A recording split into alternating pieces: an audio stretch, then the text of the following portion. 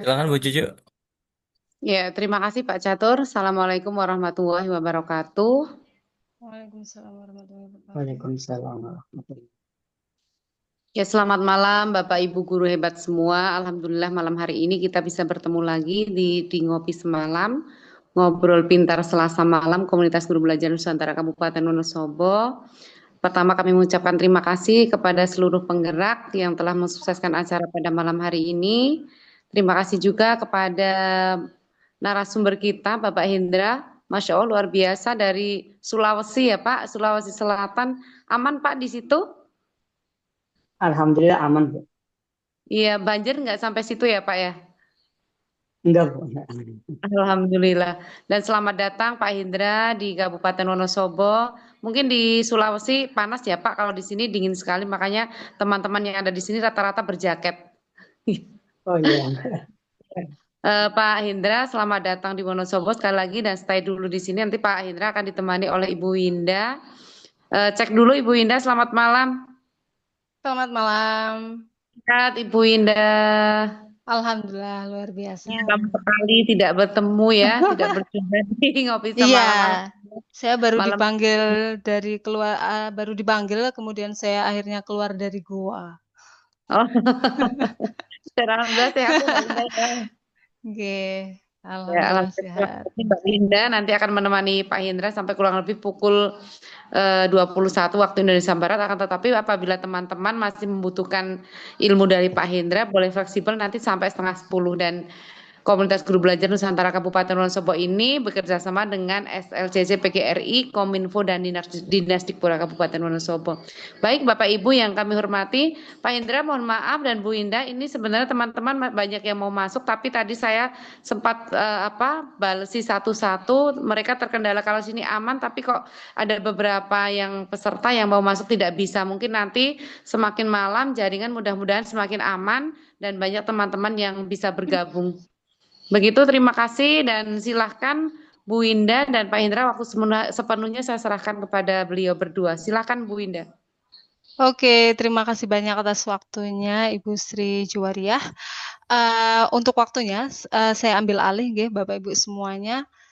Sebelumnya saya mengucapkan terima kasih atas kesempatannya. Nah, Bapak Ibu semuanya, sebelum kita mulai acara ngopi malam hari ini, saya ingin memperkenalkan diri terlebih dahulu. Nah, nama saya Winda Purwati, saya adalah guru bahasa Inggris di SMK Tahasus Al-Quran Wonosobo. Kemudian Bapak Ibu semuanya, saya melihat antusias yang luar biasa dari Bapak Ibu semuanya karena di waktu malam harusnya adalah waktu Bapak Ibu semuanya beristirahat atau berkumpul dengan keluarga, tapi dengan semangatnya Bapak Ibu masih mau belajar, menuntut ilmu bersama-sama di sini, luar biasa semangatnya. Memang benar ya Bapak Ibu bahwa guru adalah pembelajar sepanjang hayat. Kita tidak boleh berhenti belajar dan terus mencari ilmu kapanpun dan dimanapun kita berada. Baiklah Bapak Ibu semuanya, sebelum saya mulai acara pada malam hari ini, ngopi kita malam hari ini, saya ingin memperkenalkan dulu narasumber kita. Luar biasa, ini ada Pak Hendra. Dan ketika Pak Hendra ini ketika saya membuka CV-nya Bapak, saya sempat antusias karena ternyata dari tanggal lahir kita tidak terpaut jauh.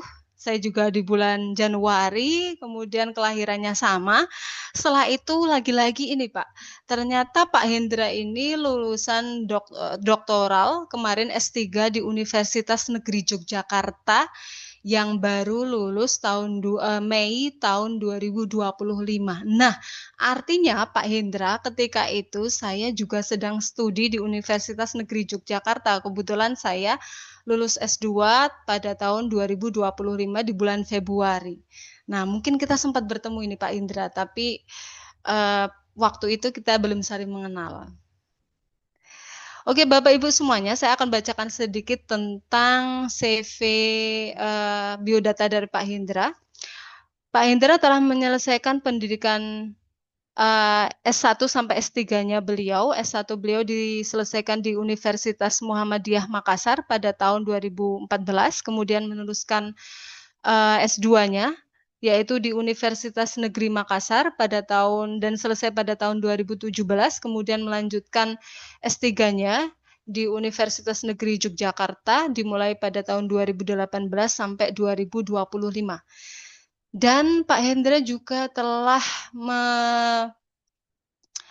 mempublish banyak artikel ini Bapak Ibu. Kalau berbicara tentang artikel saya sangat tertarik ini.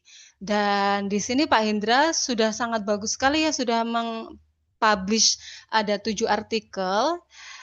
Yang pertama yaitu Improving Simple Oral Descriptive Monologue Skill Using Video Media for Students. Yang kedua, Training on Utilization of Best Learning Media Virtual Reality for City Science, Teachers Jene Punto.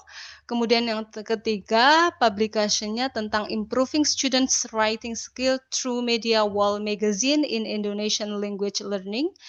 Yang keempat, Augmented Reality ER Application Usage Training to Improve Teacher Digital Literacy at SMP Negeri 1 Jeneponto. Kemudian yang kelima, meningkatkan kemampuan kognitif IPA siswa pada materi panas dan perpindahannya melalui model pembelajaran problem-based learning. Kemudian yang keenam, Quantum Basic Lecture Profile in Supporting Student Computation Thinking City Integration Program. Yang terakhir, Analysis of the Quality of Mathematical Literacy Rationing Test Instrument, a Multidimensional Confirmatory Factor Analysis. Ya, itu adalah beberapa artikel yang sudah dipublish oleh Pak Hindra. Kemudian beliau juga mempunyai beberapa pengalaman menjadi narasumber, seperti narasumber di pembekalan pelatihan kepramukaan mahasiswa Palopo. Kemudian yang kedua, narasumber penyusunan skripsi mahasiswa Institut Turatea Indonesia. Yang ketiga, narasumber PPDB Pesantren Al-Fityan Goa. Yang keempat, narasumber penulisan non-fiksi Forum Lingkar Pena Yogyakarta. Dan yang terakhir, narasumber pengguna aplikasi Mendeley untuk skripsi dan tesis oleh keluarga mahasiswa pasca sarjana UNY. Nah, mungkin ini tahun berapa ya Pak? Bisa jadi saya mungkin di sana juga. Kemudian Bapak Ibu, ini ada beberapa pengalaman kerja dari Pak Hindra juga. Yang pertama, beliau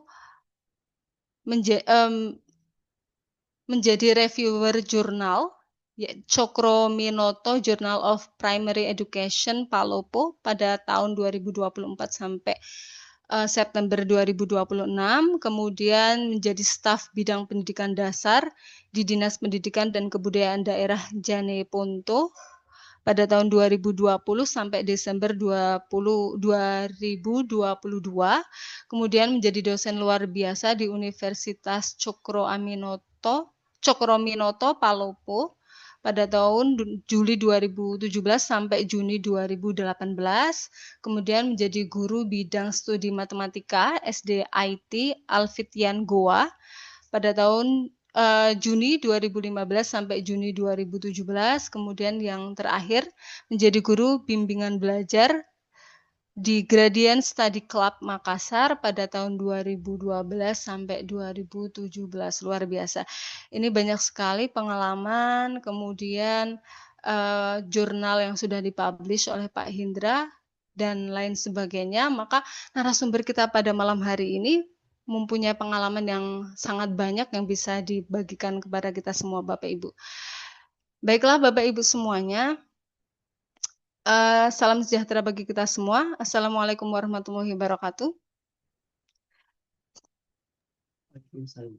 Ya, pada ngopi malam hari ini akan kita mulai setelah saya membacakan seluruh dari CV ataupun biodata dari Pak Hindra. Bapak Ibu semuanya, tema belajar kita pada malam hari ini akan membahas tentang asesmen autentik untuk pembelajaran lebih ciamik. Nah, karena kompleksitas cara untuk mengukur kemampuan, pemahaman, dan penguasaan para siswa tidak mudah, maka kita sebagai seorang pendidik perlu bisa membedakan apa sih evaluasi itu, asesmen dan penilaian, kapan mereka harus digunakan, dan selanjutnya untuk apa. Maka dari itu, di sini kita akan menemukan jawabannya. Baiklah, langsung saja kita akan menyimak bersama-sama pemaparan dari Bapak Hindra. Silakan Bapak Ibu bisa disimak baik-baik karena nanti kita akan ada sesi tanya jawab. Kepada Pak Hindra, waktu dan tempat kami persilakan. Baik, terima kasih Bu Indah Purwati atas kesempatannya yang diberikan. Izin Bapak Ibu. Assalamualaikum warahmatullahi wabarakatuh. Waalaikumsalam warahmatullahi wabarakatuh. Iya, jadi izin saya malam hari ini berkenan untuk menyampaikan materi terkait dengan asesmen autentik. Saya share screen boleh? Izin share screen. Ya, silakan Pak.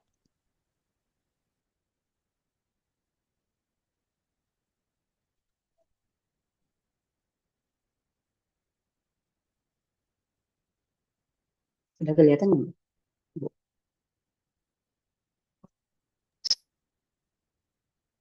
Sudah jelas Pak.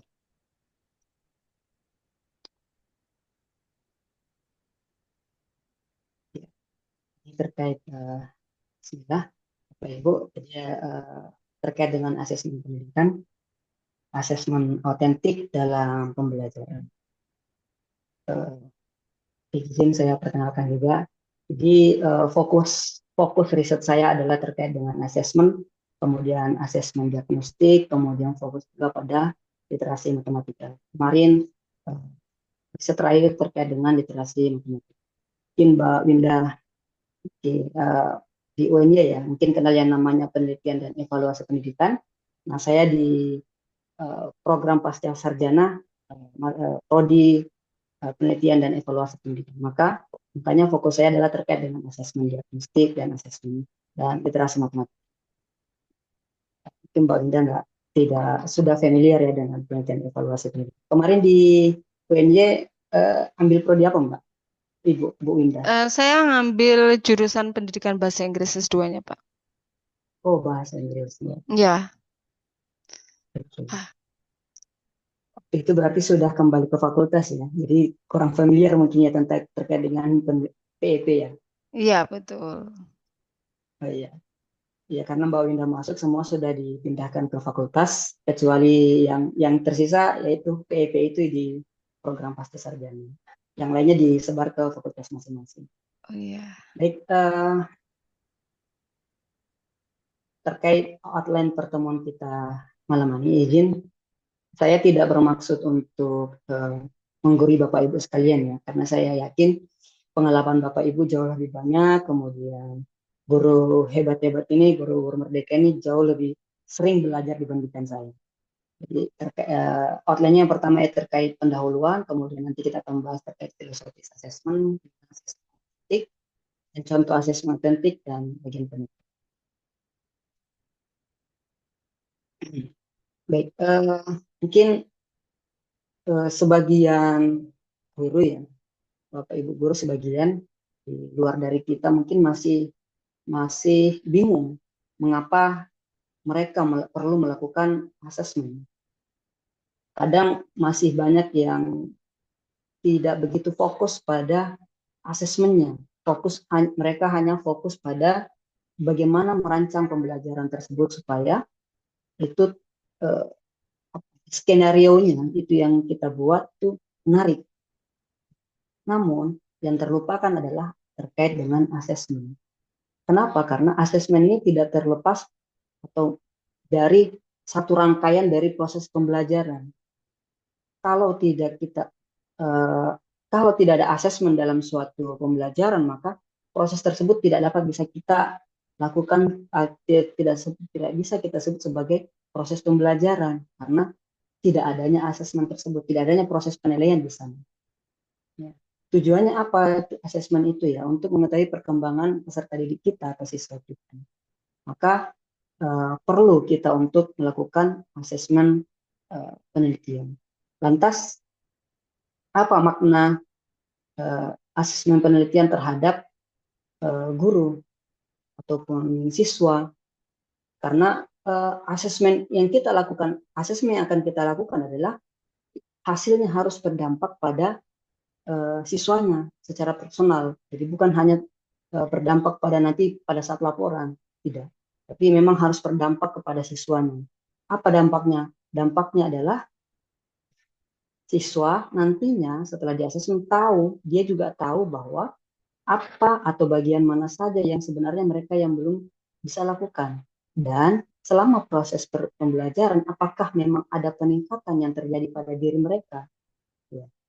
Makanya perlu kita lakukan assessment. Kalau misalnya kita menemukan hasil ases kita itu menemukan adanya peningkatan, kita sampaikan ke siswa bahwa ini peningkatan Anda atau anak ya biasanya. Nah, ini peningkatannya di CP1 ini misalnya ada peningkatan, tapi ada beberapa siswa yang tidak melakukan peningkatan. Yang tidak melakukan peningkatan itu biasanya sebelum melakukan pembelajaran, itu kan mungkin Bapak Ibu sudah tahu ya terkait dengan asesmen diagnostik dulu di awal sebelum masuk pembelajaran. Tujuannya untuk mengetahui apakah starting semua siswa di kelas ini sama, artinya kemampuan siswa semua di kelas ini sama atau tidak. Jangan sampai ada siswa yang apa yang akan kita ajarkan itu adalah dia sudah mengetahui separuh dari materi yang akan kita ajarkan, tapi ada juga siswa yang sama sekali tidak mengetahui materi sedikit pun dari apa yang akan kita ajarkan. Sehingga ini perlu kita lakukan. Kemudian bagi guru ya, tentunya mengapa guru harus melakukan assessment? Karena guru juga harus tahu apakah selama proses pembelajaran berjalan ini, apakah materi yang saya ajarkan itu memang bisa diserap oleh siswa, dan apakah metode pembelajaran yang saya lakukan sebagai guru itu bisa cocok atau sesuai dengan materi yang diajarkan dan siswanya. Jadi memang menjadi guru itu berat, tugasnya banyak, istirahatnya kurang. Kelihatannya saja fisiknya istirahat, tapi secara pikiran itu tidak ada yang istirahat karena selalu memikirkan besok apa lagi, besok apa lagi. Ya. Maka dalam kerangka pembelajaran berdasarkan panduan pembelajaran dan asesmen BSKP tahun yang terbaru ya, Juli tahun 2005 mengelompokkan menjadi 4 poin. Yang pertama adalah praktik pedagogis, kemudian kemitraan pembelajaran, kemudian lingkungan pembelajaran, dan terakhir adalah pemanfaatan teknologi. Saya lebih fokus pada pemanfaatan teknologinya, karena praktik pedagogis mungkin Bapak Ibu sudah tahu juga, sudah sering dengar ya. Maka saya fokus pada pemanfaatan teknologi. Di mana adalah pemanfaatan teknologi yang saat ini karena terbaru juga di sekolah itu sudah diwajibkan setiap sekolah itu sudah mengkombinkan atau pembelajarannya didukung dengan pembelajaran coding. Kak, ini yang perlu. Selain kita teknologi yang kita gunakan selain sebagai media pembelajaran, teknologi juga kita harus manfaatkan sebagai media dalam melakukan asesmen atau penilaian. Ya. Dan teknologi juga harus mampu kita manfaatkan sebagai siswa membuat suatu tugas. Jadi ketiga poin itu yang menjadi fokus kita sebagai guru dalam hal pemanfaatan teknologi.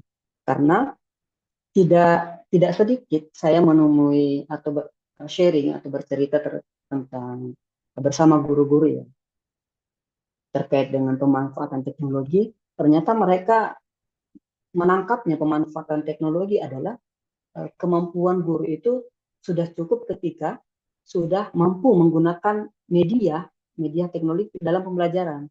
Padahal tidak karena pemanfaatan teknologi tidak terbatas pada saat penggunaan sebagai media pembelajaran, tetapi mampu juga digunakan oleh guru sebagai media untuk melakukan analisis atau asesmen. Tentunya menggunakan pemanfaatan teknologi jauh lebih akurat dibandingkan secara manual. Kemudian pemberian tugas kepada siswa juga sekarang ya bisa juga kita lakukan tugas kepada siswa dengan memanfaatkan teknologi ya berbasis coding itu. Sekarang pembelajaran atau tugas-tugas atau apa ya istilah pembelajaran terkait coding itu sudah luas sekali. Bahkan kita mampu memanfaatkan AI ya, untuk membuat codingnya itu sendiri sambil kita mempelajari codingnya. Nah, ini tugas pendidik. Kita sebagai pendidik tentunya tugas kita bukan hanya pada saat proses pembelajaran berlangsung, tetapi ada banyak hal yang kita harus siapkan sebelum melakukan pembelajaran. Pertama, itu kita harus menganalisis capaian pembelajaran masing-masing ya, masing-masing mata pelajaran. Kemudian kita melakukan penyusunan tujuan pembelajaran dan alurnya. Kemudian kita merencanakan pembelajaran dan asesmen. Atau bisa kita balik, sebelum merencanakan pembelajaran dan asesmen, kita harus mampu menyusun dulu tujuan pembelajaran dan alurnya. Nah, untuk menyusun itu, maka kita harus mampu dulu menganalisis capaian pembelajaran. Ini boleh dari depan berdalur belakang. Nah, sekarang yang kita fokuskan adalah bagaimana kita merancang pembelajaran dan asesmen.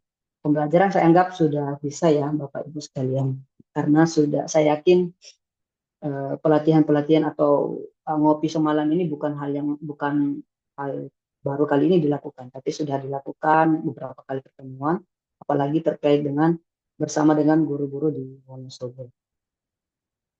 Kita akan fokus pada perancangan atau pembelajaran dan asesmen. Asesmen pembelajaran pada umumnya ya seperti yang kita ketahui itu terdapat dua, yaitu terkait dengan asesmen formatif dan asesmen sumatif. Asesmen formatif itu yang berkaitan dengan yang bertujuan untuk memberikan informasi atau umpan balik bagi pendidik dan untuk memperbaiki proses pembelajaran. Seperti yang Bapak Ibu sering lakukan dan ketahui bahwa asesmen formatif ini selalu bahkan bisa dibilang bisa dilakukan hampir tiap kali pertemuan, ya. Bukan hanya pada saat di akhir ujian ulangan harian, gitu.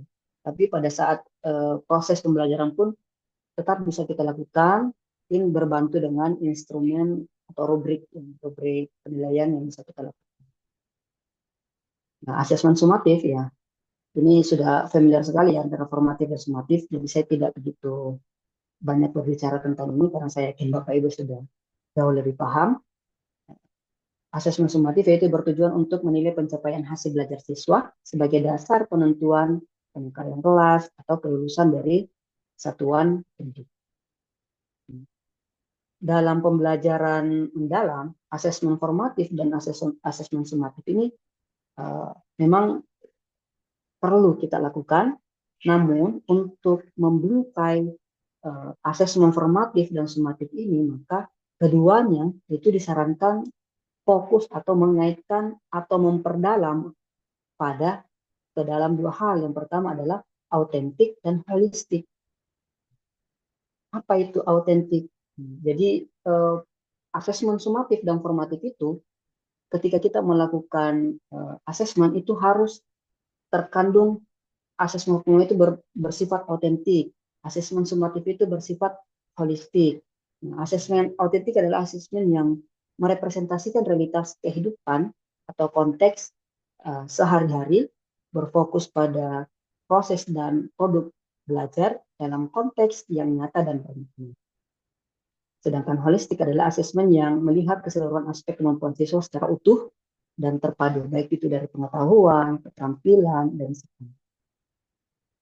Jadi ketika kita menyusun sebuah asesmen, mau itu asesmen formatif, asesmen sumatif, ketika menyusun maka harus kita kaitkan dengan kedua asesmen tersebut, asesmen ini, yaitu antara autentik dan holistik.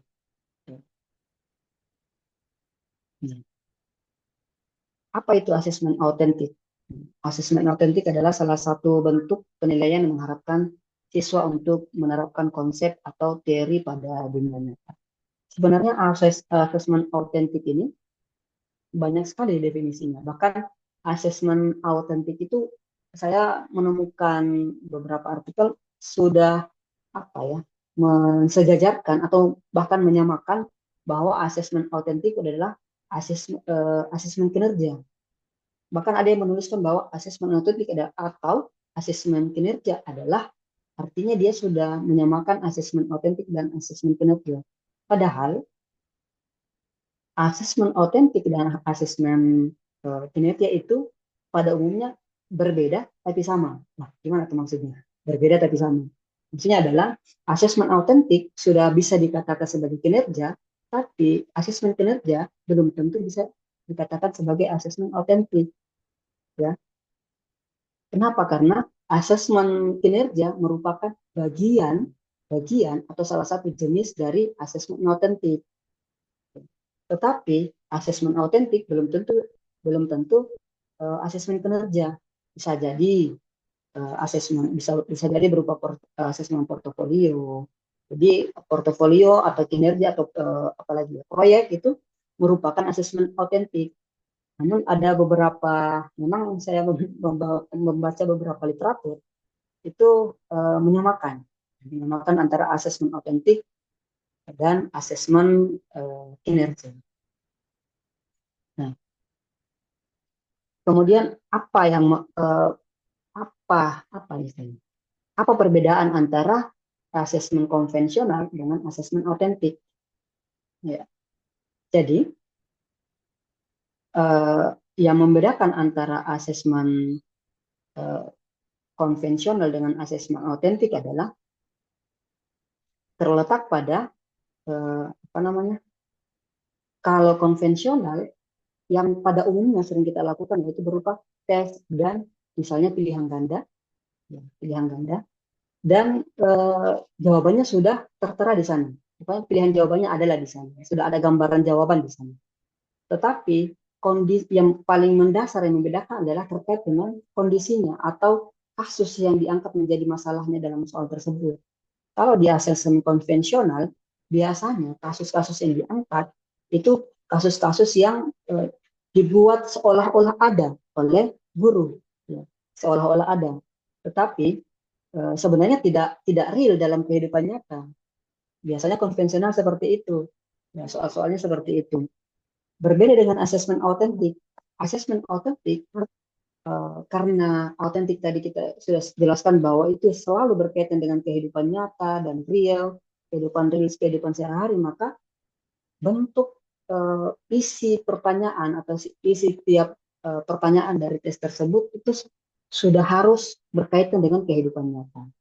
Kalau masih menggunakan bukan analogi ya, hal-hal yang masih abstrak dan bukan kehidupan nyata, maka itu belum bisa dikatakan asesmen autentik. Tetapi masih mendekati pada asesmen konvensional. Itu yang paling mendasar. Nah, jenis atau asesmen macam-macam asesmen autentik itu, ini yang tadi saya sampaikan. Jadi, asesmen autentik ini ada 4 pendekatan yang bisa dilakukan atau bentuk penilaian yang bisa kita lakukan. Pertama, yaitu terkait dengan penilaian kinerja, kemudian penilaian proyek, kemudian penilaian portofolio, kemudian penilaian tertulis atau esai. Nah, maka inilah yang membuat sebagian orang tidak setuju bahwa asesmen autentik itu merupakan penilaian kinerja. Tetapi penilaian kinerja sudah pasti autentik. Tapi autentik belum tentu kinerja. Kenapa? Karena autentik masih ada proyek, masih ada portofolio, dan masih ada esai. Oke. Pertama kita akan bahas terkait dengan asesmen kinerja. Asesmen kinerja di sini ada 4 dalam asesmen kinerja itu ada 4 instrumen paling tidak yang bisa kita gunakan. Yang pertama adalah daftar checklist ya, kemudian catatan, anekdot atau narasi, cerita yang kita sampaikan, atau skala penilaian, misalnya 1 sampai 5, atau senang dari tidak senang menjadi sangat senang, atau bisa dari menguasai sampai tidak menguasai, kemudian memori atau ingatan. Daftar cek itu digunakan untuk mengetahui muncul tidaknya unsur-unsur tertentu dari indikator atau indikator dalam sebuah peristiwa atau tindakan. Kemudian catatan itu digunakan untuk dengan cara yaitu guru menulis laporan narasi tentang apa yang dilakukan siswa selama melakukan tindakan. Dari laporan tersebut, siswa dapat menentukan seberapa baik peserta didik memenuhi standar yang telah ditetapkan. Untuk skala penilaian digunakan dengan menggunakan skala numerik disertai dengan predikat. Yang tadi bisa 5, 4 sampai 1, misalnya 4 itu sangat senang, 1 itu tidak senang, misalnya. Kemudian memori atau ingatan digunakan dengan cara mengamati peserta didik ketika melakukan sesuatu dengan membuat catatan. Guru menggunakan informasi dari ingatannya untuk menentukan apakah peserta didik sudah berhasil atau belum. Namun dari 4 ini, saya sedikit tidak menyarankan guru menggunakan memori atau ingatan. Karena walaupun sebenarnya bisa ya, cuman bagi saya sendiri menggunakan memori atau ingatan itu sifatnya terbatas.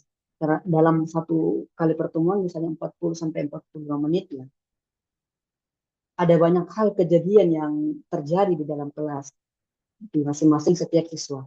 Bisa jadi kita pada saat itu ya bisa jadi kita sedang mengingat atau memasukkan dalam memori kita. Namun setelah pembelajaran di kelas selesai, kemudian baru melakukan catatan, itu menjadi bisa terpengaruh pada sifat subjektivitas guru atau sudah tidak objektif, bisa cenderung akan objektif karena tidak dilakukan asesmen pada saat itu, tidak memberikan penilaian pada saat peristiwa itu terjadi.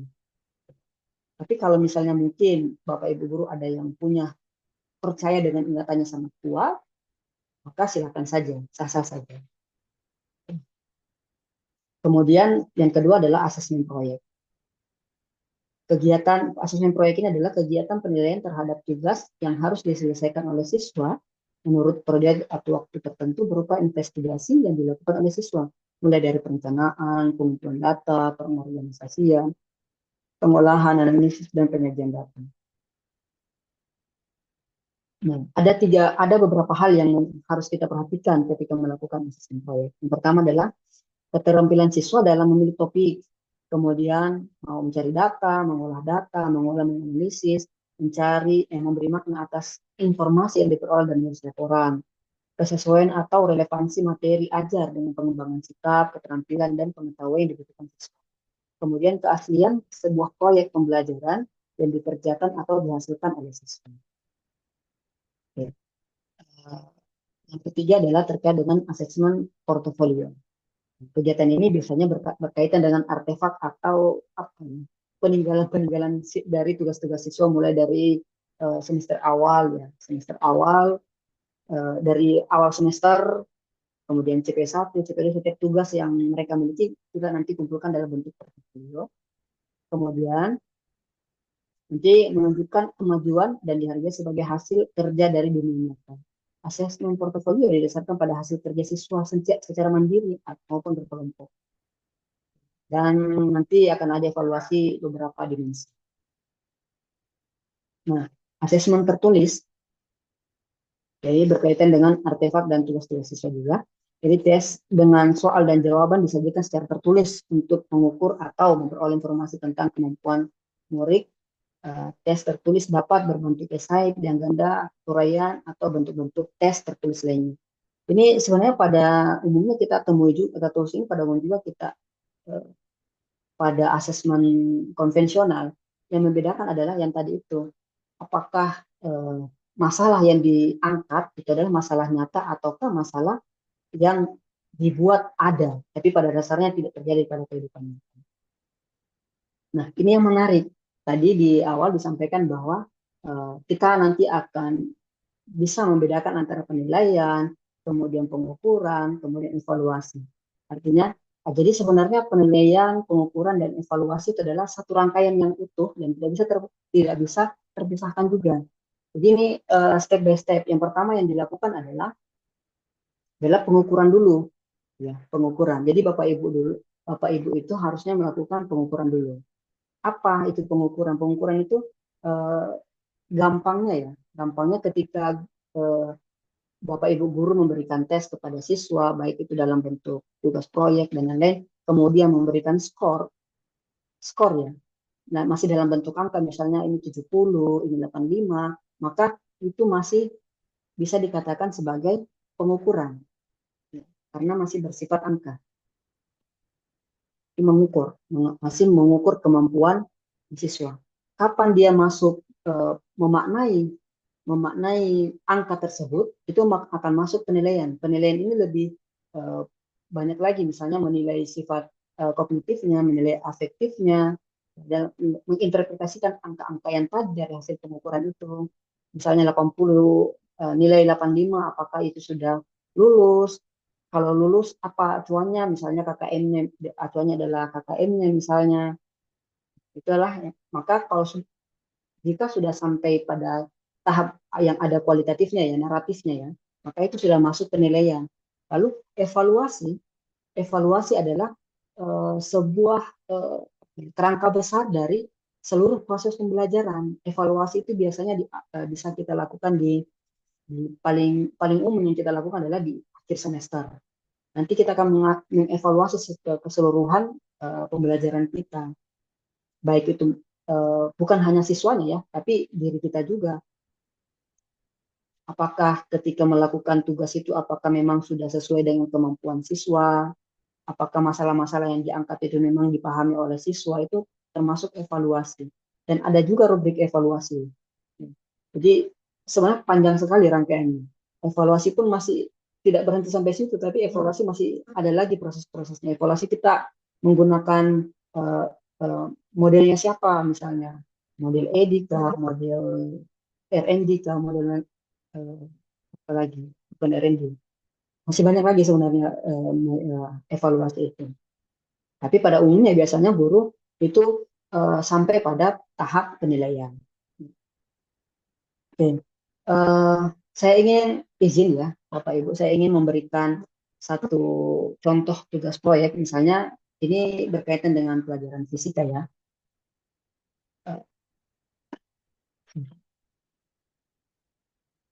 Kelihatan Bapak?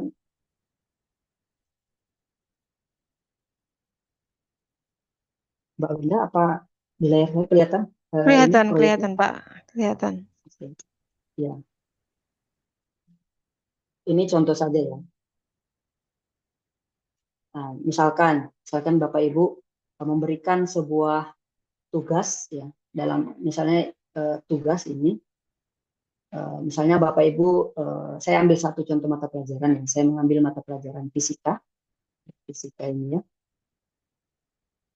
Dalam pembelajaran fisika, anak-anak diminta membuat sebuah uh, ruangan dalam bentuk digital, seperti yang terlihat pada gambar, ya, terlihat pada layar ini. Ada pintu, ada lemari. Maaf, Pak. Mohon maaf, ini saya potong sebentar.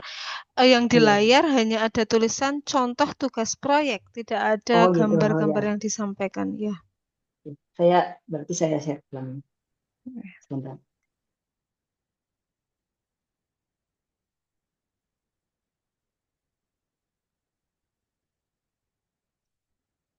Maaf ya Mbak. Tidak masalah, Pak. Baik, ini salah satu, sekarang kelihatan, Bu? Sudah, ya sudah kelihatan. Ya, saya deskripsikan ulang. Jadi ini salah satu proyek mungkin yang bisa kita sampaikan minta dibuat oleh siswa dan guru, kepada siswa kita dalam materi pelajaran fisika. Sebenarnya ini bisa proyek akhir yang bisa kolaborasi dengan mata pelajaran lain, bisa juga secara mandiri misalnya fisika. Nah, Siswa diminta membuat sebuah ruangan dan nanti di dalam sini terdiri dari beberapa macam benda-benda yang ada dalam ini. Materinya adalah terkait dengan gravitasi bumi. Terkait dengan gravitasi bumi. Ketika siswa sudah memahami apa itu gravitasi bumi, maka siswa tentunya sudah paham bagaimana ruangan ini akan bekerja ketika gravitasi dalam ruangan ini tidak ada. Saya ambil contoh ya, ini ada tombol on dan off, hijau dan merah. On itu artinya gravitasi dalam ruangan itu ada, dan off itu adalah menjadi gravitasi dalam ruangan itu tidak ada. Ini kita simulasikan dalam materi fisika. Ketika siswa diminta silahkan dioperasikan hasil kinerjanya, proyeknya, maka ketika siswa mempresentasikan, mengklik tombol off, artinya gravitasi dalam ruangan ini menjadi hilang, tidak ada. Sehingga benda-benda dalam ruangan ini akan menjadi melayang. Jadi melayang.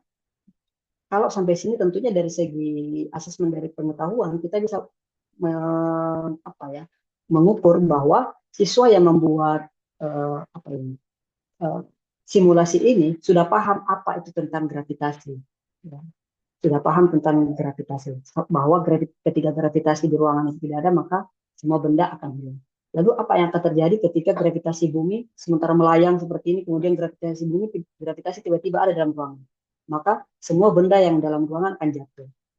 Ini akan bisa menjadi proyek sederhana bagi siswa. Nah, ini yang saya maksud tadi. Pemanfaatan teknologi ini bisa kita gunakan untuk siswa. Untuk siswa bisa membuat sebuah tugas misalnya. Nah, di sini bisa juga kita berkolaborasi dengan mata pelajaran TIK ya. Di TIK itu kan sekarang sudah belajar tentang coding, karena semua dalam bentuk ruangan ini adalah dikondak atau dibangun berdasarkan coding. Jadi tentunya selain apa ya, karena autentik itu adalah kehidupan nyata yang seakan-akan kehidupan nyata itu yang di luar dari ruangan itu kita hadirkan di dalam kelas.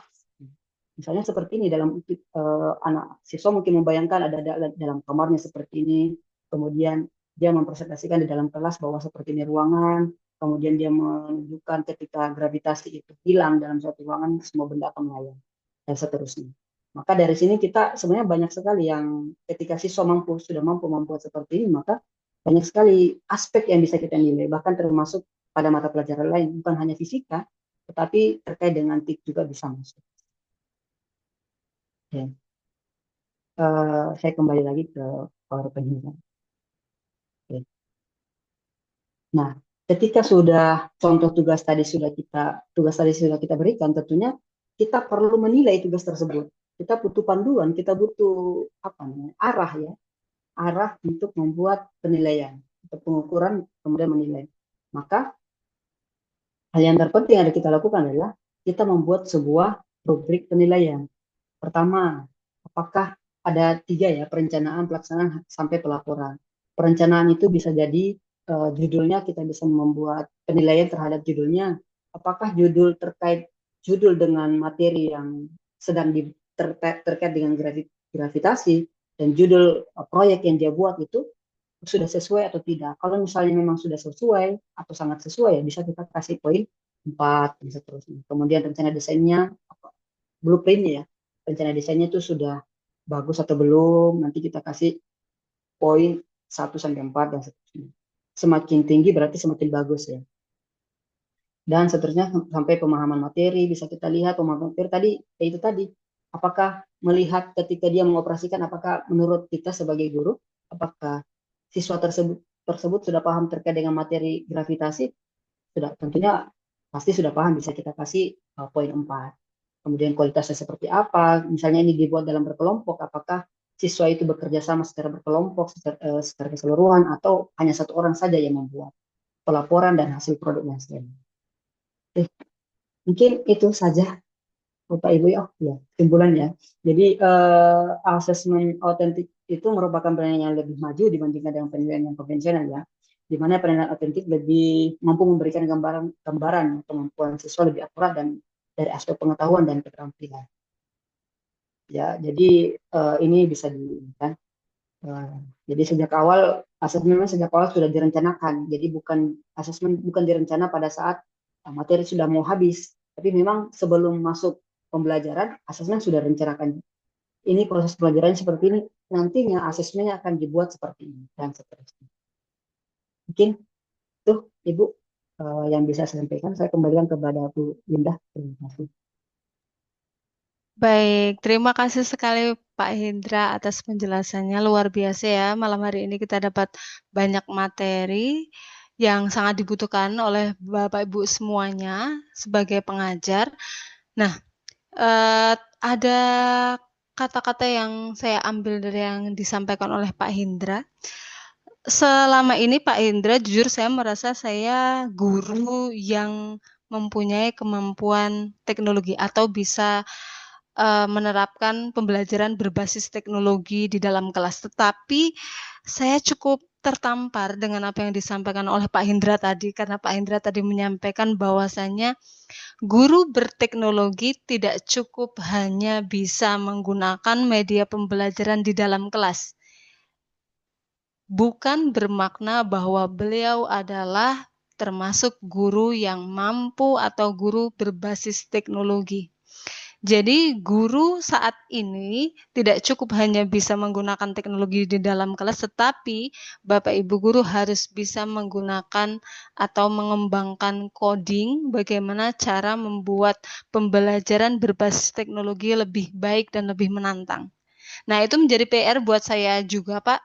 Selain itu juga buat seluruh Bapak Ibu guru yang mendengarkan pemaparan dari Pak Hendra, terima kasih sekali menjadi motivasi dan semangat buat saya untuk belajar coding setelah ini. Kemudian Bapak Ibu semuanya, dari Pak Hendra menyampaikan bahwa yang harus dilakukan oleh Bapak Ibu guru yang pertama kali adalah pengukuran nilai terlebih dahulu. Setelah itu dari penilaian yang Bapak Ibu guru dapatkan, baru penilaian itu harus diinterpretasi dulu, dianalisis dulu dari penilaian. Penilaian adalah dalam bentuk angka, kemudian setelah pengukuran adalah dalam bentuk angka. Setelah pengukuran dalam bentuk angka, maka Bapak Ibu guru akan melanjutkan ke dalam penilaian yang kemudian di situ akan dianalisis dengan model dengan kata-kata, dan setelahnya baru akan melakukan evaluasi sebagai bentuk kesimpulan dari proses yang tadi telah Bapak Ibu lakukan yang akan dilakukan pada di akhir semester. Seperti itu nggih, Pak? Ya, kira-kira itu yang disampaikan Pak Hendra. Kesimpulan lebih gamblangnya tadi sudah disampaikan oleh Pak Hendra di akhir dari apa yang Pak Hendra paparkan pada malam hari ini, Bapak Ibu. Dan terima kasih Pak Hendra untuk materinya. Maka untuk acara selanjutnya, Bapak Ibu, saya akan membuka untuk sesi tanya jawab. Mungkin akan ada 2 kali sesi tanya jawabnya. Terminnya ada termin 1 dan termin kedua. Untuk saat ini saya buka dulu untuk termin pertama untuk 3 penanya. Bapak Ibu silakan yang mau bertanya boleh angkat tangan terlebih dahulu. Nanti akan saya panggil siapa yang mengangkat tangan terlebih dahulu untuk 3 penanya pada termin pertama. Silakan.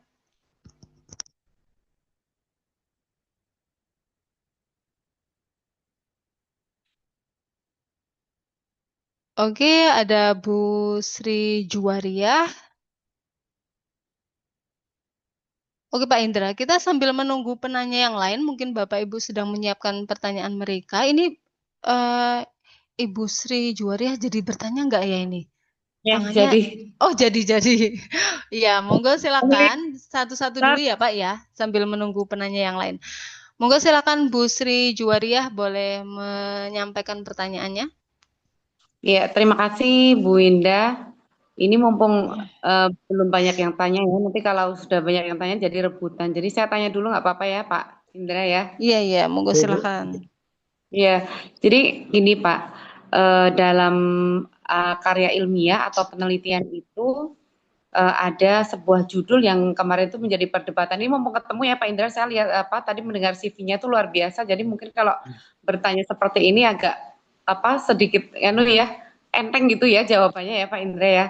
Jadi ada sedikit perdebatan yang kemarin pengajuan judul itu di sini judulnya kalau nggak salah itu menggali kreativitas murid dengan proyek buah kantung dalam asesmen di madrasah. Nah, di situ di asesmennya itu untuk diganti sebagai pembelajaran gitu. Sementara yang dibahas dalam penelitian tersebut adalah asesmennya gitu Pak Indra. Itu boleh nggak itu jadi proyek tapi masuk ke dalam judul akan tetapi di situ tidak dibahas itu proyeknya. Gitu bisa tidak Pak Henjindra? Jadi nanti kurang lebih judulnya seperti ini. Menggali kreativitas murid dengan proyek buah gantung. Nah, buah gantungnya itu kayak media pembelajaran. Gitu. Kemudian dalam asesmen di sekolah tersebut gitu. Karena yang di asesmen itu sebagian minta diganti untuk dalam pembelajaran. Sementara dari peneliti tersebut tidak melakukan pembelajaran, tapi yang dibahas ditekankan lagi adalah di asesmennya gitu. Seperti itu bisa nggak Pak Indra? Terima kasih. Langsung dijawab apa gimana ya? Ya, monggo langsung dijawab saja Pak sambil menunggu penanya yang lain. Monggo silakan. Ya, jadi dalam artikel, dalam karya ilmiah tersebut ya Bu, memang fokus pada asesmennya. Ya. Kemudian medianya adalah tadi buah gantung itu ya Bu ya. Iya betul, betul Pak Hindia. Ya, jadi seperti ini Bu. Sebelum saya disclaimer dulu ya Bu. Jadi masing-masing di review itu, misalnya mereview itu kalau memberikan masukan, itu sebenarnya masing-masing punya persepsi berbeda-beda ya Bu. Jadi bisa jadi apa persepsi yang saya sampaikan itu bisa jadi mungkin bertentangan dari orang yang memberikan masukan tadi. Nah, kalau dari saya sendiri Bu, sebenarnya memungkinkan untuk membuat sebuah karya ilmiah dari penelitian tadi itu walaupun tidak melalui pembelajaran. Jadi memang kita ingin nanti akan bermain pada instrumennya saja. Mungkin nanti diperkuat saja instrumennya. Instrumennya itu yang mana? Yang ya tadi itu, ya medianya itu. Bagaimana Ibu mengukur bisa tidak kira-kira akurat tidak kira-kira hasil pengukuran Ibu terkait dengan kreativitas siswa dengan hanya berpegang pada yaitu tadi penggunaan buah gantung itu ya Bu ya. Nah, itu saya lebih fokus ke situ. Kalau misalnya memang instrumennya kuat, medianya kuat, maka saya yakin artikel seperti itu atau karya ilmiah seperti itu bisa diterima. Iya baik, satu lagi Pak Indra. Oke. Masih boleh ya Bu Indah ya? Ya, boleh silakan. Ya, jadi kalau itu bisa secara otomatis untuk tujuannya yang di situ kan ada dua tujuan ya Pak Yendra ya, dua tujuan umum dan khusus ya. Lah itu untuk yang tujuan khususnya itu nanti yang di proyeknya itu masuk atau tidak Pak? Atau kita hanya menekankan ke asesmennya saja? Gimana tuh? Untuk yang tujuan khususnya nanti untuk proyeknya itu masuk di tujuan khusus atau tidak? Atau kita hanya menekankan di asesmennya saja di tujuan khususnya? Eh, bisa di ini saja. Kalau misalnya proyeknya kita tidak tidak begitu menekannya, bahkan sebenarnya secara pribadi saya melihat itu bisa menjadi dua riset penelitian dalam bentuk karya ilmiah. Satu nanti berfokus pada proyeknya atau produknya, yang satunya lagi itu berfokus pada asesmennya. Tapi bisa juga nanti dijadikan jadi satu di dalam satu karya ilmiah itu proyeknya bisa dihadirkan di situ, kemudian asesmennya juga hadir di situ. Nah, jadi sebenarnya tujuan mau itu tujuan khusus mau ataupun tujuan umum sebenarnya memang kembali pada penelitinya. Penelitinya ingin menjelaskan proyeknya ada produk di sana atau tidak. Kalau memang ibu ya misalnya tidak terlalu berfokus pada nanti hasil karyanya ya tidak apa ya istilahnya tidak mau membahas lebih dalam, ya cukup ditampilkan saja bahwa ini produknya. Tapi dari produk ini nanti akan muncul kriteria-kriteria yang mana, kan nanti ada kriteria yang kreativitas itu seperti apa, ada apa istilahnya, indikator-indikatornya. Nah, dari indikator-indikator kreativitas itu nanti akan kita jelaskan pada pembahasan itu, kesimpulan dan pembahasan di bagian karya ilmiah. Seperti itu. Iya, terima kasih Pak Yendra. Sepertinya cukup. Alhamdulillah dapat pencerahan. Jadi intinya pada penelitian itu tetap, ya Pak Yendra, tergantung masing-masing nanti siapa yang akan menerima ini ya artikelnya begitu ya. Betul, betul, Bu. Ya, terima kasih Pak Yendra. Ada pencerahan. Iya, Bu. Iya. Sama-sama.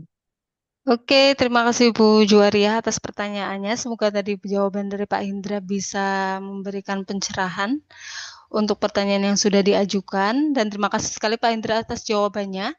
Selanjutnya Bapak Ibu masih ada 2 penanya untuk termin pertama. Silakan monggo yang mau bertanya, silakan bisa angkat tangan.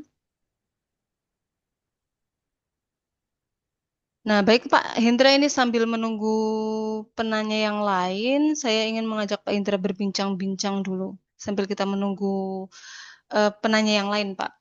Nah, Pak Hendra, sebentar ya Bu Sri, saya tak bertanya sama Pak Hendra dulu. Pak Hendra, pada kenyataannya, Bapak Ibu guru itu kan memang punya tugas yang sangat kompleks sebagai pendidik. Seperti yang tadi disampaikan oleh Pak Indra, sebagai pendidik itu kita istirahat, tetapi sebenarnya kita tidak beristirahat karena kita selalu berpikir sampai malam begitu. Dan kemudian dengan kompleksitas tugas kita yang begitu banyak, terkadang kita menyisihkan banyak hal yang tidak kita lakukan. Terutama yang akan saya sampaikan adalah terkait dengan asesmen diagnostik. Yang mana asesmen diagnostik sebenarnya adalah asesmen yang sangat penting dan harusnya wajib dilakukan oleh Bapak Ibu guru karena fungsinya untuk mengukur kemampuan siswa satu persatu individu atau kemudian dikalkulasikan kemampuan dalam satu kelas. Nah Pak Indra, kalau misalnya pada realitanya banyak Bapak Ibu yang tidak melakukan itu termasuk dengan saya. Nah Pak Indra, sebenarnya ketika kita melakukan asesmen diagnostik itu kan nanti kita akan mendapatkan laporan atau ya laporan analisis dari kemampuan satu persatu siswa. Jika di dalam satu kelas ternyata kemampuan para siswa itu sangat beragam, bagaimana kita menyikapi keberagaman itu untuk mencapai tujuan pembelajaran yang sama dan katakanlah startnya berbeda, tetapi nanti finishnya harus sama. Itu bagaimana? Karena itu kan cukup susah juga ya Pak. Nah begitu Pak. Monggo silakan Pak Indra mungkin bisa memberikan pencerahan untuk saya dan teman-teman semuanya. Ya, jadi masalah asesmen diagnostik itu berarti sebenarnya ya masalah kita bersama sebenarnya. Artinya kita sama-sama punya masalah terkait itu. Jadi saya sedikit jelaskan dulu ya Bu, terkait dengan asesmen diagnostik.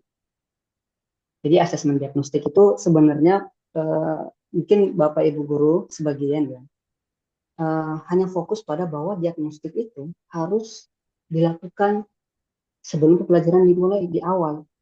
Padahal tidak Ibu. Jadi asesmen diagnostik itu tidak wajib dilakukan di awal, tapi ada pilihan. Mau kita lakukan di awal boleh, di pertengahan proses pembelajaran juga boleh, di akhir pun juga boleh sebenarnya diagnostik. Tetapi itu bergantung lagi dengan tujuan dilakukannya diagnostik itu. Nah, jadi diagnostik itu sebenarnya bukan mengukur ini ya, bukan saya luruskan ya, bukan mengukur kemampuan siswa. Dalam artian bahwa siswa ini sudah sudah mampu, misalnya kan kadang kita sebagian guru itu memberikan tes diagnostik itu dalam bentuk benar-benar dalam bentuk tes, ya, dalam bentuk tes. Tapi walaupun sudah memberikan dalam bentuk tes, analisisnya yang paling penting adalah bagaimana kita menilai dari hasil tes itu, bagaimana kita menilai kemampuan siswa, kemampuan dalam artian kemampuan dan kelemahan. Jadi diagnostik itu sebenarnya mencari-cari kelemahan siswa di mana. Misalnya ada dari 30 siswa di kelas, setelah diberikan tes diagnostik, diagnosa kemampuan siswa, misalnya, oh ternyata siswa ini dalam pembelajaran matematika dia belum paham terkait dengan penjumlahan. Yang satu dia paham penjumlahan tapi tidak paham pengurangan. Beberapa siswa lain paham penjumlahan, pengurangan tapi belum kuat di perkalian. Jadi diagnostik itu tujuannya adalah mengetahui kelemahannya siswa. Misalnya siswa tidak bisa misalnya 10 orang siswa dalam satu kelas itu belum bisa melakukan penjumlahan, maka ke 10 orang ini kita kelompokkan menjadi satu kelompok, kita kelompokkan di sana. Kemudian yang belum bisa pengurangan nanti kita kelompokkan di sana, perkalian kita kelompokkan di dalam satu kelompok lah ya, dalam satu kelas, jadi bisa banyak beragam kelompok. Nah, bagaimana nanti pada saat implementasi pembelajaran itu? Makanya kita tadi yang sampaikan, asesmen itu bagian dari proses pembelajaran. Jadi tidak mungkin kita merencanakan sebuah proses pembelajaran itu, sedangkan apa ya, yang ingin saya sampaikan gini, kita ingin tahu bahwa di kelas itu karena setiap tahun ya kita hadapi, tahu pasti di kelas itu tidak punya kemampuan yang sama, ya. Tapi kita tidak punya strategi untuk dalam proses pembelajaran itu ya yang kita rancang. Kita tidak melakukan ya seolah-olah saja melakukan diagnostik, pada dasarnya di lapangan kita tidak melakukan. Nah, bagaimana mungkin kita bisa mengelompokkan siswa dalam setiap di kelas itu dalam beberapa kelompok, sedangkan kita tidak melakukan diagnostik. Nah, kalau kita memang sudah merencanakan di awal adanya diagnostik, kemudian langkah-langkah apa yang dilakukan setelah diketahui kekurangan siswa, saya yakin di RPP dan seterusnya, kita juga akan merancang pembelajaran itu sesuai dengan hasil simpulan dari diagnostik. Nah, yang kembali tadi yang ditanyakan bahwa bagaimana ketika siswa itu startingnya memang beda-beda, ya maka ya itu tadi kita harus mengeluarkan apa ya, energi yang lebih kepada siswa kita. Kenapa energi yang lebih? Bisa jadi kita akan kembali keliling ke masing-masing kelompok, diberikan tugas. Kan sekarang kan di kita itu proses pembelajarannya lebih fokus pada misalnya proyek PBL ya, di mana kita hanya memberikan siswa kepada proyek dan kita sebagai fasilitatornya. Maka silakan berikan masing-masing ke siswa itu, bisa banyak hal yang bisa kita gunakan. Misalnya pakai metode jigsaw. Siswa yang bisa sudah paham tentang penjumlahan perkalian, kita sebar ke masing-masing kelompok kecil yang belum paham pengurangan, belum paham pengurangan. Bisa masuk di situ sebagai tutor sebaya, menjelaskan ke siswanya. Sebenarnya banyak sekali metodenya, Bu. Cuman ya kalau misalnya kita masih menggunakan metode ceramah, memang tidak mungkin, atau masih berfokus kepada kita, ya itu tidak mungkin nanti finishnya sama. Tetapi finishnya kan tidak, harapan kita adalah finishnya adalah bagaimana siswa sampai pada KKM, bukan pada misalnya siswa semua harus finish pada nilai 100 misalnya, kan tidak seperti itu. Bisa jadi siswa yang dari awal tidak mengetahui penjumlahan, pengurangan, perkalian dan seterusnya, ternyata pada saat akhir finishnya hanya sampai pada KKM, sedangkan yang penjumlahan perkalian yang sudah dari awal sudah mampu sudah mampu penjumlahan pengurangan, sisa belajar perkalian, saya yakin finishnya jauh lebih tinggi. Ya. Jadi intinya adalah bagaimana kita merancang bagaimana siswa mampu di KKM. Kalaupun siswa sudah mampu sampai melebihi KKM, ya alhamdulillah. Oke. Mungkin begitu. Oh iya ya. Baik Pak, terima kasih atas penjelasannya dari Pak Indra.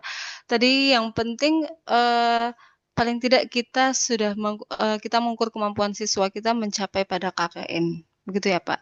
Ya, tapi masalahnya realitanya Pak, kadang saya memaksakan murid saya dapat KKM. Oh Gitu ya. ya. Ya begitulah Pak, drama di dalam dunia pendidikan. Tetapi terima kasih sekali atas tadi yang disampaikan Pak Indra. Besok saya akan mencoba untuk mengumpulkan murid-murid saya ke dalam beberapa kelompok seperti tadi. Meskipun saya mengajar ada 10 kelas, maka saya punya kompleksitas yang cukup banyak juga. Kalau satu kelas ada 4 kelompok yang kemampuannya berbeda, maka dikali 10 dan banyak sekali yang harus saya persiapkan untuk mereka. Tapi apapun tantangannya, Bapak Ibu guru, kita harus senantiasa mencoba untuk memberikan yang terbaik untuk murid-murid kita. Begitu ya, Pak. Ya. Terima kasih Sedikit Bu sekali. Indah, Ya. saya tambahkan sedikit ya. Ya, tadi misalnya punya 10 kelas ya. Kan kalau diagnostik yang selama ini yang kita pahami itu ya, itu kita kasih tes ke siswa, nanti analisisnya per orang kan. Ya begitu ya Bu Indah ya. Ya, mungkin bisa jadi ya, Pak ya. Nah itu kan kalau masih menggunakan diagnosis seperti itu ya memang masih sifatnya masih bersifat konvensional. Karena anggaplah Bu Winda ngajar sampai 10 kelas. Satu kelas itu 20 sampai 30 orang. Menganalisis itu aja sampai 300, misalnya 200 sampai 250 orang, itu kan butuh waktu panjang sekali, ya kan? Maka Bu Winda harusnya melakukan diagnostik yang dengan metode diagnostik yang mampu melakukan diagnosis secara keseluruhan. Artinya, saya sedikit perkenalkan ya. Jadi disertasi saya kemarin itu adalah terkait diagnostik, di mana diagnostik itu bukan individu, tetapi hasil dari diagnostiknya adalah berupa informasi individu. Nah, nanti Mbak Winda bisa perdalam lagi. Nama metode analisisnya itu adalah cognitive diagnostic model. Ya. Nanti pakai metode itu bisa sampai bahkan 100, 200 sampai 300 orang kita analisis dalam satu hari, itu sudah bisa kita kelompokkan mana siswa yang harus masuk di kelompok A, kelompok B, kelompok C. Oke, baik Pak. Terima kasih banyak. Coba nanti saya akan mempelajari lebih lanjut. Kalau misalnya saya masih tidak bisa, nanti saya akan mengontak Pak Hindra. Ya. Oke, baik. Terima kasih Pak Hindra. Ini sudah ada yang menunggu untuk memberikan pertanyaan selanjutnya. Kita kasih waktu dulu kepada Bu Sri. Bu Sri Indah, monggo silakan Bu, waktunya. Mohon maaf sudah menunggu lama. Ya, enggak apa-apa. Saya sambil menyimak kok. Terima kasih Mbak Winda. Ya, Assalamualaikum sama-sama. Pak Indra. Waalaikumsalam Bu Sri. Ya, perkenalkan, nama saya Bu Sesrini dari SMA Negeri 1 Wonosobo. Ini terkait tadi tentang assessment, itu sangat memberikan inspirasi juga insight buat saya. Yang ingin saya tanyakan yang pertama, saya mengajar mapel ekonomi, Pak. Nah, saya sudah melakukan beberapa assessment otentik, tapi permasalahannya yang saya hadapi itu memang terlalu lama. Jadi menurut saya kendalanya itu ya, setelah saya refleksi begitu, kendala yang saya hadapi itu memang terlalu lama. Mohon nanti disampaikan solusinya yang lebih strategis begitu, agar bisa mengatasi tentang ini tadi, terlalu lama. Dan yang kedua, kadang saya menilai baik di formatif maupun sumatif yang hubungannya dengan kontekstual, nyata, dan itu masuk di otentik, itu saya merasakan ada semacam bias ya. Jadi penilaiannya itu kok menurut saya jadi bias, ada subjektivitas yang cukup tinggi menurut saya ya. Mungkin karena saya juga tidak pakar di assessment seperti Pak Indra, mohon nanti diberikan strategi, trik-trik bagaimana sih biar tidak bias, biar betul-betul ada unsur objektivitas begitu. Kemudian yang ketiga, Bapak, mohon maaf ini pertanyaannya mungkin terlalu banyak karena mumpung materi yang sangat luar biasa. Jadi terima kasih sekali Pak Indra ya. Yang ketiga, kadang kalau saya ngoreksi tentang proyek ya, tidak hanya ngoreksi memberikan umpan balik, kemudian kita akhirnya diskusi gitu, saya kadang akhirnya tidak melihat ada unsur plagiarisme gitu. Jadi Padahal sebenarnya banyak sekali plagiat di situ. Apalagi tadi yang disampaikan Bu Juju ya, itu ada karya tulis atau ada karya ilmiah begitu. Kita kan kadang sering pakai itu ya untuk entah itu portofolionya, entah itu proyek gitu ya. Nah, jadi 3 pertanyaan itu yang apa ya, yang rasanya saya merasa apa ya, ada hal yang harus saya ini apa ya, segera segera saya lakukan begitu. Maka mohon jawabannya dari ketiga pertanyaan saya. Terima kasih Pak Indra, mohon maaf. Terima kasih Bu Indah. Sama-sama. Waalaikumsalam warahmatullahi wabarakatuh. Luar biasa ini Ibu, kayaknya semangat sekali untuk ikut pemaparannya Pak Indra malam ini. Monggo Pak Indra silakan bisa dijawab 3 sekaligus.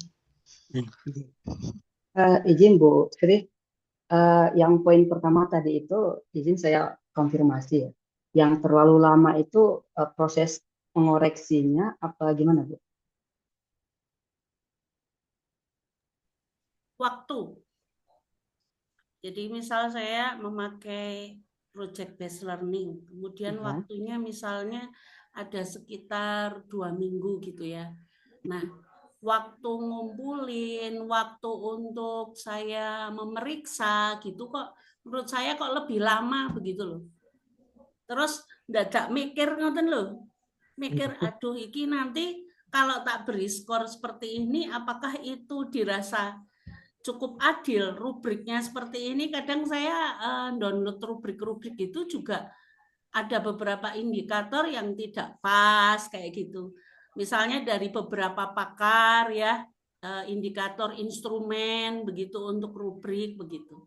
Jadi waktu pengerjaan dan waktu ini apa memeriksanya itu loh. Karena kan assessment agar bisa terukur kan harus kita koreksi ya, atau kita beri umpan balik juga. Ngoten Pak Indra. Terkait dengan waktu terlalu lama ya, sebenarnya kan durasi waktu itu dilihat dari kompleksitas tugas yang diberikan. Kalau misalkan tugas yang diberikan memang cukup kompleks, ya, tidak apa-apa kita beri waktu yang cukup panjang. Misalnya 2 minggu dirasa cukup misalnya. Dirasa mungkin Ibu Sri mengatakan, wah 2 minggu cukup kok, ini 2 minggu ya. Terus ngoreksinya gimana? Ya itu tadi kita buat indikator. Nah misalkan Ibu Sri itu mendownload rubrik, ya, rubrik dari internet, kemudian menjadikan acuan penilaian untuk proyeknya siswa yang kita akan koreksi. Saran saya sih Bu, ya, saran saya karena kita yang memberikan tugas, maka seharusnya rubrik yang kita buat, rubrik yang dijadikan alat ukur atau tolak ukur itu sesuai dengan apa yang menjadi penilaian kita di kelas. Ya, karena kan di sekolah itu kan berbeda-beda. Jadi rubrik itu sebenarnya tidak ada aturan baku bahwa harus sama dari guru A dengan guru B harus sama, tidak. Jadi harus sesuai dengan apa yang ingin kita nilai. Misalkan tadi katanya tidak sesuai dengan rubrik yang di-download itu tidak sesuai dengan nanti untuk memeriksa proyek yang siswa buat atau mungkin terlalu tinggi lah ya, terlalu tinggi penilaiannya. Maka Bu Sri yang atur itu, karena Bu Sri yang tahu kondisi siswanya, psikologis siswanya, kemampuan siswanya, maka rubriknya dibuat supaya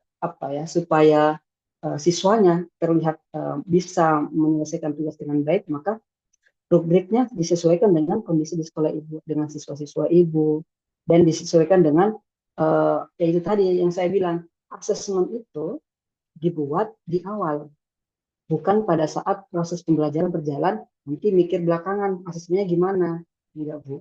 Jadi ibaratnya kita itu udah tahu finishnya nanti, finishnya nanti gini. Jadi seakan-akan di kepala kita itu, di proses pembelajaran itu, kita sudah tahu gambaran finishnya itu seperti ini. Nanti tinggal buat tugasnya menyesuaikan dengan ya, gambaran finish yang kita maksud itu. Kemudian terkait dengan tes formatif dan sumatif itu terjadi bias walaupun sudah autentik. Izin Bu ya, saya tidak bermaksud menggurui. Biasanya untuk soal-soal yang rentang terjadinya bias, mohon maaf, itu biasanya ada pada kualitas, mohon maaf ya Bu ya, kualitas di soalnya. Bisa jadi kita menganggap bahwa ini sudah ini sudah betul-betul real di kehidupan nyata, tetapi bisa jadi siswa itu sebenarnya tidak mengalami masalah yang Ibu sampaikan, sehingga siswa tidak bisa menangkap, misalnya dalam ekonomi, bagaimana terjadinya inflasi karena terjadinya perang dunia kedua, perang-perang antar negara. Siswa kan itu memang kehidupannya, tetapi dalam pengalaman siswa itu tidak hadir dalam pengalaman siswa, sehingga terjadi bias di sana. Seperti itu. Yang saya tangkap seperti itu ya untuk biasnya, karena saya tidak melihat soalnya seperti apa, karena kenapa rentan bias biasanya seperti itu, Bu. Kemudian untuk mengoreksi proyek,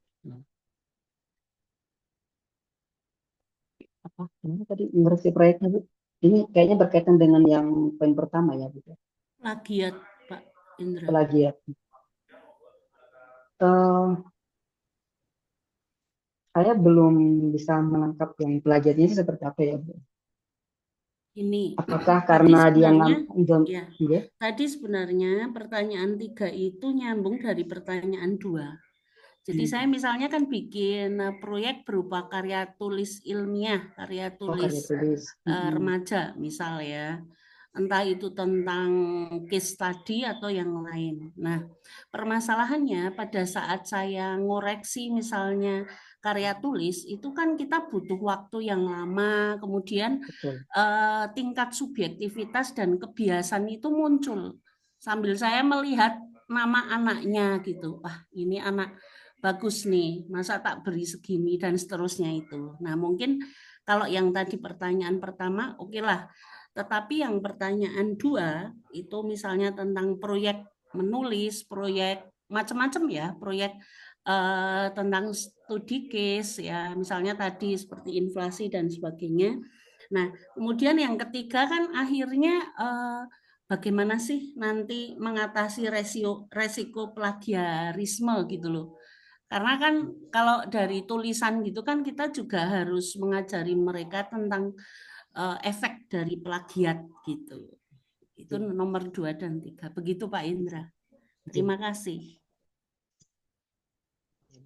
Jadi yang terkait dengan plagiaris itu, ya karena ini berkaitan dengan menulis karya, tentunya apa yang harus sebelum siswa membuat sebuah karya tulis, proyek dalam bentuk karya ilmiah tulisan, maka mohon maaf, kita harus dulu menyampaikan seperti apa macam-macam plagiarisme itu, bagaimana cara mengutip sebuah tulisan, bagaimana mengutip sebuah naskah orang lain, itu sepertinya harus disampaikan juga dari awal, Bu.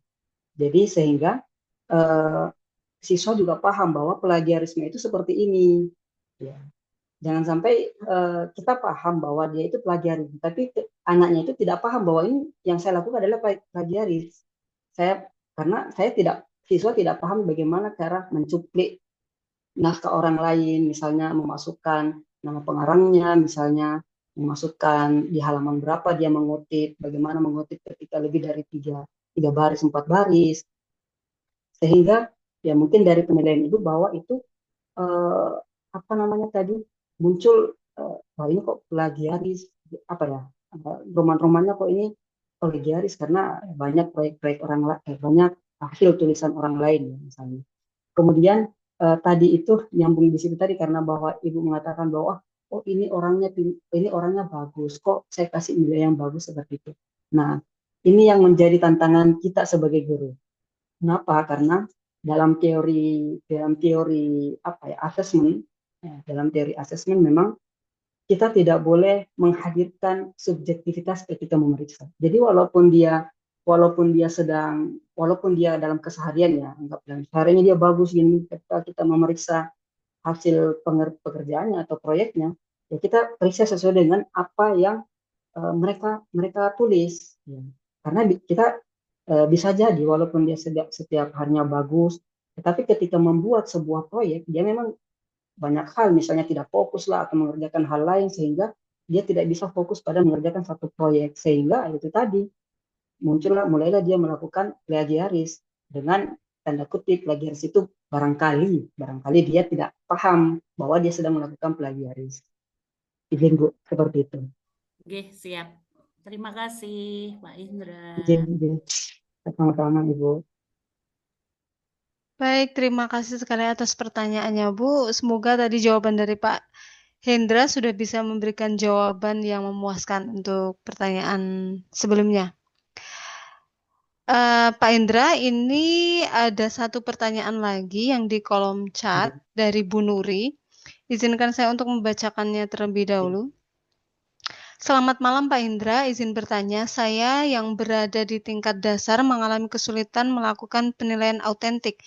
Jadi kebanyakan dari kami hanya melakukan penilaian konvensional, yaitu menganalisis CP, menentukan TP, dan alur, kemudian melaksanakan pembelajaran, kemudian melakukan asesmen formatif secara tertulis, melakukan penilaian keterampilan dari kegiatan diskusi atau ketika siswa menyampaikan pendapatnya, kemudian memasukkan nilai tersebut ke daftar nilai, kemudian memasukkan dalam pengolahan nilai hingga terbit nilai rapot. Apakah hal tersebut cukup valid untuk dikatakan sebagai asesmen untuk peserta didik, dan bagaimana indikator bahwa penilaian yang sudah dilakukan berdampak untuk murid?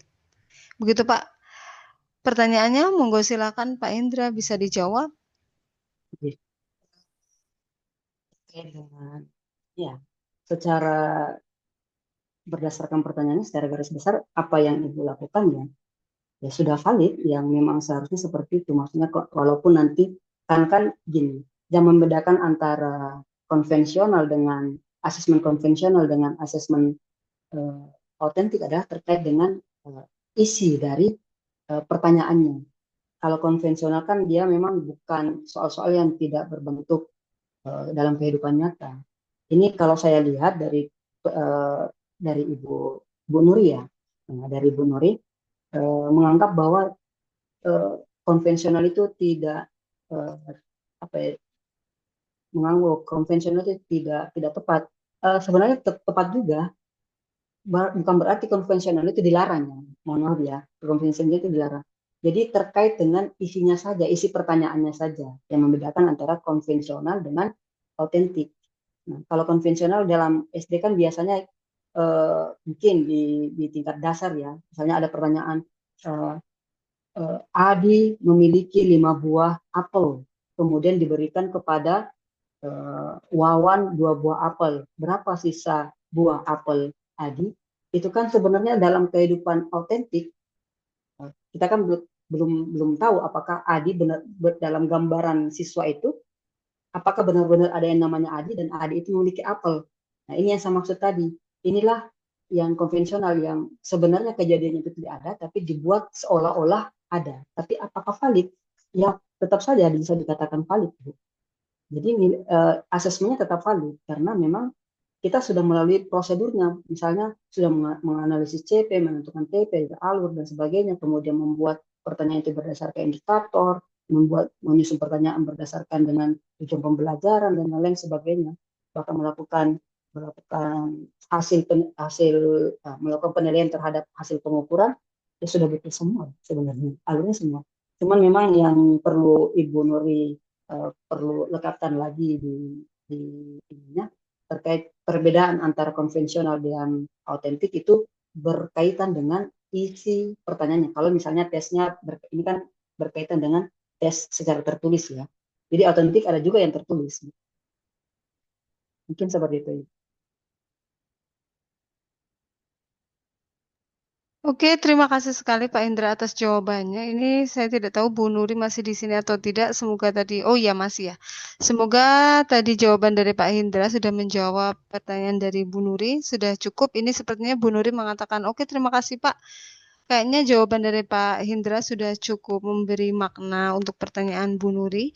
Dan Pak Indra, mohon maaf ini karena waktunya sudah lebih dari jam 9, maka mungkin kita akan belajar kembali di next meeting Pak Indra. Mungkin suatu saat kita akan berjumpa dengan Pak Indra kembali.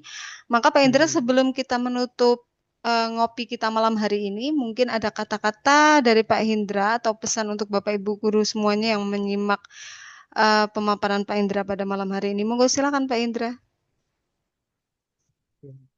Jadi, saya hanya ingin katakan bahwa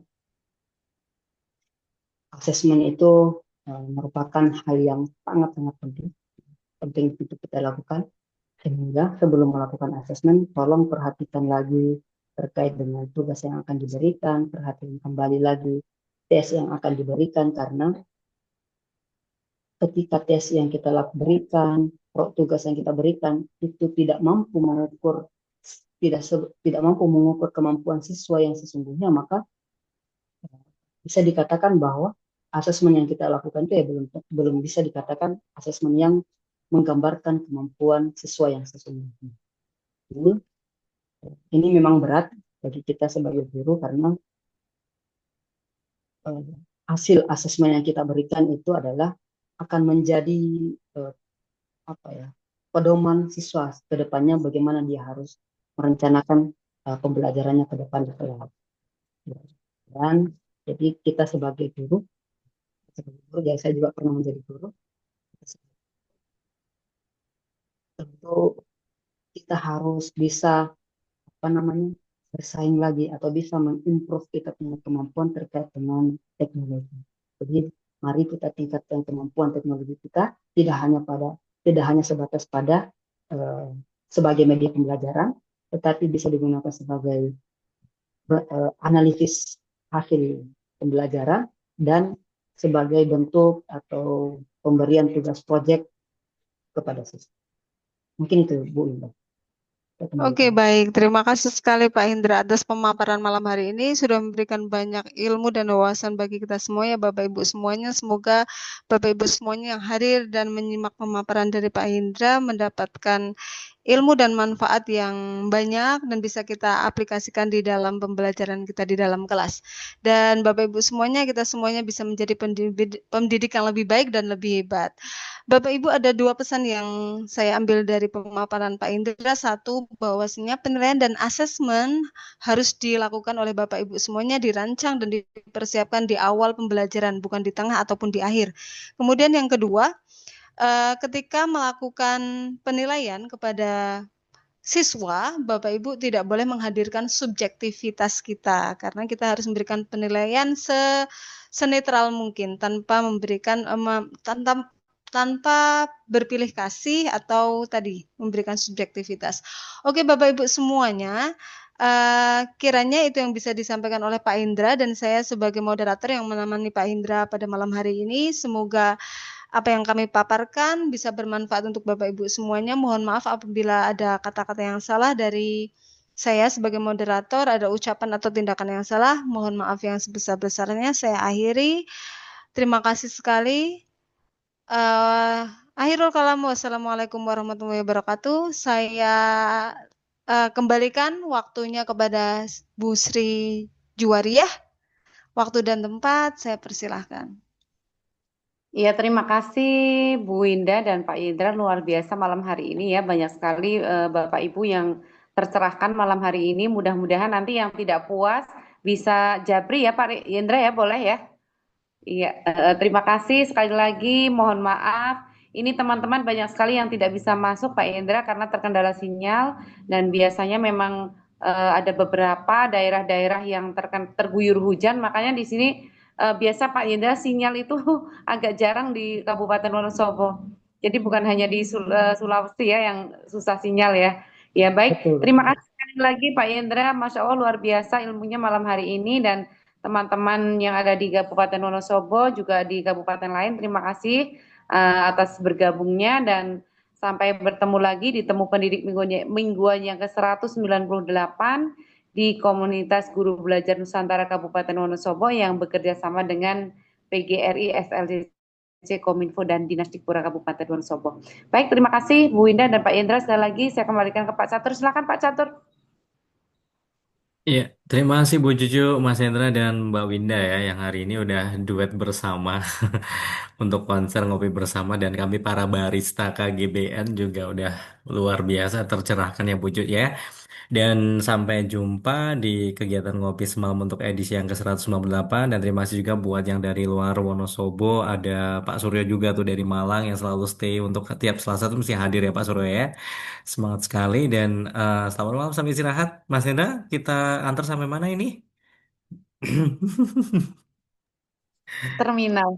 Sampai terminal ya karena nggak ada bandara. Oke lah. Karena dulu di Jawa, di Jogja, sekarang udah kembali ke habitat ya. Betul Mas, betul betul. Oke, terima kasih selamat malam semuanya. Saya Terima izin kasih tutup. Mbak.